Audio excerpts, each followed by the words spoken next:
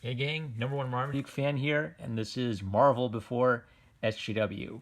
I don't quite get what the logic is for some of the reprints they do for True Believers one-shots. The last Fantastic Four book I read was Fantastic Four #2, which I figured, okay, it's the first appearance of the Skrulls, I guess, and the Skrulls are in the Captain Marvel movie, and this is the first appearance of Blastar, who's not in any of the movies, but this is like a gap of like 6 years for Jack Kirby's style between issue 2 and issue 62. I also don't know why they changed this part of the front. And on the front, it's the title, and one shall save them. And here comes Blastar, exiled no more. All right.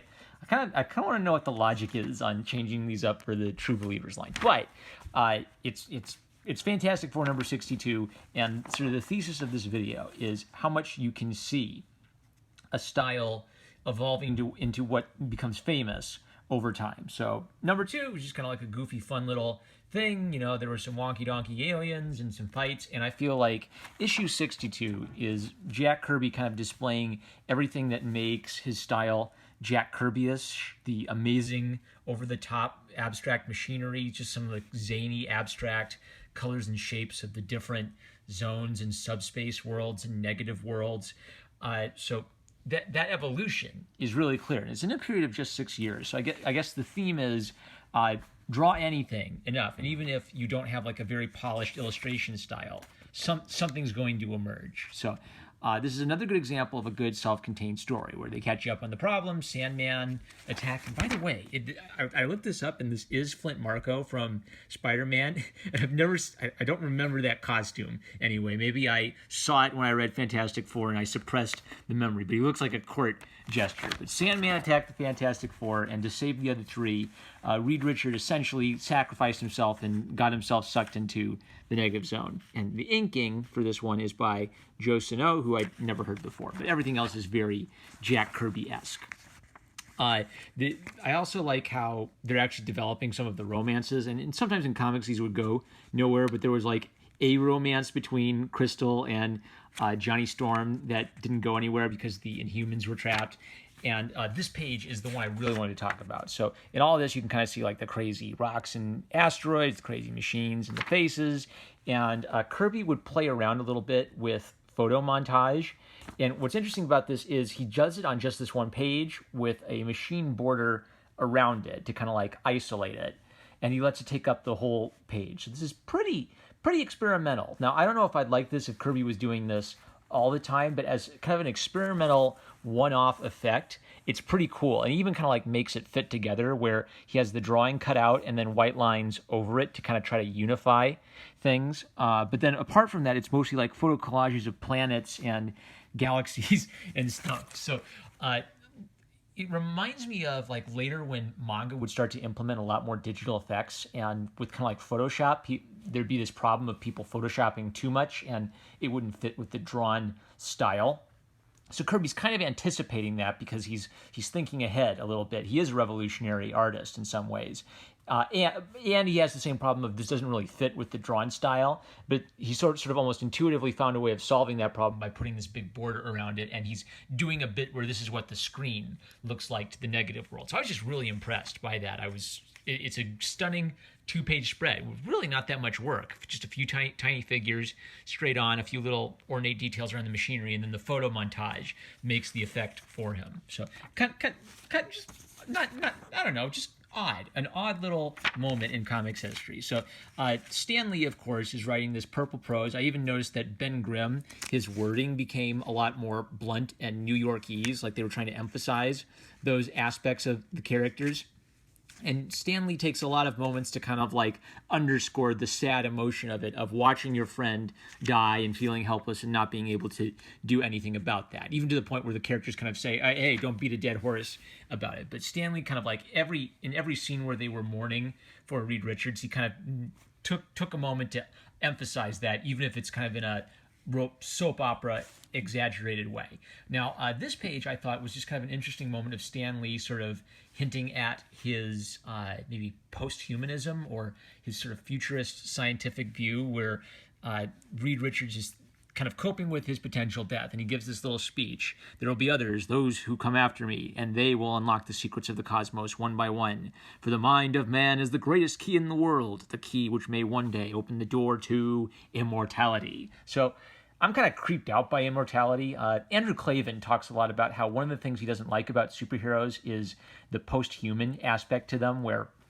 it's post-human in that what happens if society reaches the point where we actually can give ourselves superpowers? What if we can create drugs that make us smarter than any humans have been before? What if we make ourselves immortal? And I'm just kind of like terrified of that because I don't know about you, but I think if we found a way to make someone immortal, then everyone would be at war to get it for themselves. So I have a much more pessimistic view of things, but it's kind of interesting seeing Stan Lee combine this idea of your legacy is what you leave for those who come after you, with maybe this kind of almost post-human hope that in the future we will, explore the vast reaches of space and we'll download our brains onto computers and whatever. It was just combined with this big single page over the top moment where there's Reed and there's the mysterious alien corpse, who we know it must be some really powerful dude indeed. I marked this panel because it's just an illustration of kind of like the quaintness of these books, where the narrator still feels like he has to explain to the kids what is going on, and they're still kind of amazed by the idea of superpowers. Like you'd never see a scene like this today. Help! He seizes us as though we are weightless. He carries us off. He glides silently, effortlessly, under his own power. What is he? What madness is this? So they are telling you exactly what he's doing, which is kind of what's accidentally humorous about it. But the whole scene is about how amazing is it that these guys have these powers. The powers themselves still feel amazing, and Stanley, as the narrator, is trying to make you feel amazing about it too. Even this bit, a fullisade of electrons issues from his fingertips. No, it's purple prose. Purple prose is fun. Stanley was a master at it, and I don't know.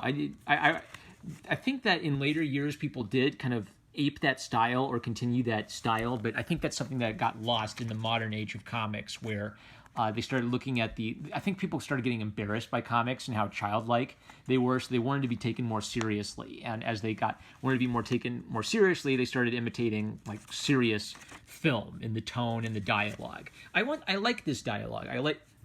It's explained to the kid the power, and it's kind of calling attention to how amazing this power. Now, this is also like the early Marvel universe, where there aren't like thousands upon thousands and thousands of heroes populating the universe. The Fantastic Four were, I think, one of the first super teams in what became the Marvel universe. There were more chances for people to be amazed by that. Then you get into like the 80s and 90s, and everybody's got a superpower, and it's a bit more of a part of everyday life. So there's some great. I want to highlight this because I think the action scenes illustrate Kirby like thinking about.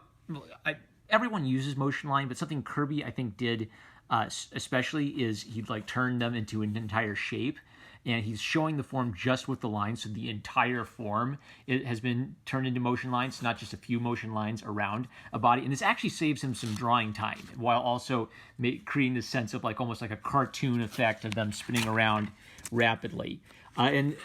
Stan Lee, of course, builds up this idea that there's only one person can go after to save Reed Richards. We don't know who it is. It's going to be a dramatic revelation, and it's Triton, the mermaid guy. This sound effect. I marked this because this is an example of the importance of sound effects and typography for everything, where I kind of feel like as we've gotten digital tools, we've gotten lazier because the digital tools make everything easier, and then we just assume it's supposed to be easy. So what this in a modern comic, this would be like a $50 sound effect. So what this is doing is this is going down and then up and then down again. And look at the machinery. White machinery, yellow electricity, white machinery, smashed cords and wires. And it's following the flow of that. So we get this motion combined with this motion, and it's creating a rhythm. Okay, who's the letterer? I want to call attention to that. Lettering, Sam Rosen. Good job, Sam Rosen. It still holds up to this day. It's not the $50 sound effect you got from that Photoshop packet. In the negative zone, they talk about old issues where they talk about subspace and all the weird creatures there. And I feel like the reason I said this is Jack Kirby developing his style is Jack Kirby does have awkward faces sometimes, or awkward monsters, or a lot of his monsters look the same. But what he's really good at is just cutting loose and making abstract shapes into something like a giant monstrous rock with energy around it and giant monsters with all kinds of tentacles around them. He was inventive genius at just coming up with all kinds of designs, probably just out of his head, or maybe just by making a few shapes and making that into something. So Triton saves Reed Richards, and Blastar escapes. I think I like this panel for just how big. I mean, it's not the most exciting angle. It's a flat-on profile view, but Blastar looks big, and there's a big baroom behind him that's again following kind of the shape of the rocks, and it's not. The way it's drawn is unique, and it relates to the feel of the big explosion and the feel of the entire panel. Blastar gets out of there, and he comments about how he's going to conquer the world, and Sandman shows up in his awful jester costume. So, not only was this a Let's Rescue Reed Richards issue, this also introduced Blastar and set us up for the next issue where they'll fight Blastar. I guess this cover was a little bit fake news. Blastar didn't attack them in the negative zone. He did show up in the negative zone, and Triton did save Reed Richards in the negative zone, but they never fight Blastar in this one. But a really great example of Kirby just going absolutely nuts with his abstract shapes and monsters and spacefaring. Great purple prose from Stan Lee and great typography. So I would pick this one up just to look at the great sound effects and how those were combined with everything else. A lot of fun. I am so enjoying True Believers #1. Like, New Comic Book Day was my first time in a comic book shop in ages. I had been taking a break from comic book shops to do like library book reviews to save money, and I've missed True Believers, and I've missed the comic book shop. So I'm really glad I'm going to a comic book shop again. So with that, #1 Marmaduke fan, you should check out True Believers. If you like this video, like, comment, subscribe, click the bell to receive notifications.